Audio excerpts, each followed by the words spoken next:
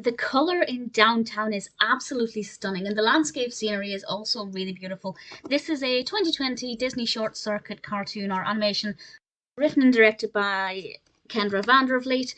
And we're told just before it starts, in those really wonderful behind the scenes bits at the start of the short circuits. I recommend you don't skip them, because often the context is enhancing the experience.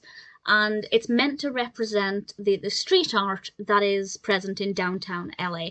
Now, to be honest, that's not apparent just from the animation, but it does kind of suggest that the streets are full of color and vibrancy, and you need to explore them to experience them. And this is exactly what we get with our kind of generic silhouette based protagonist, who we are told at the beginning is meant to represent the every person, which I think is a really not a necessary concept. You don't need to make a character just a silhouette in order for everybody to relate to them, but I guess it was a good way of saying, hey, you're not meant to be paying attention to the person, you're meant to be paying attention to the colour that explodes. And what happens is this person begins to move through the streets of what we know as downtown LA, and colour begins to explode everywhere. And as they move, more and more colour appears that's meant to represent the artwork and the graffiti and things in downtown LA, and generally just representing the fact that the streets are full of life and colour, and this is like the real world experience, and if you open your eyes,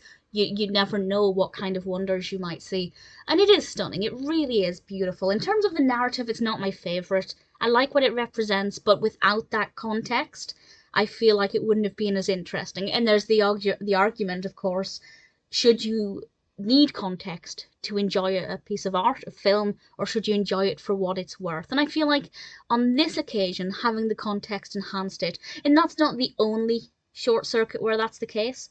I feel like some of them are definitely better once you have context, because what it represents isn't necessarily obvious. But this one I feel was relatively obvious even without that context, and I enjoyed it well enough. It's not my favourite. I prefer a deeper narrative, but visually it is stunning. The colours are gorgeous, and it is a little journey, and I'd say it's definitely worth watching at least once.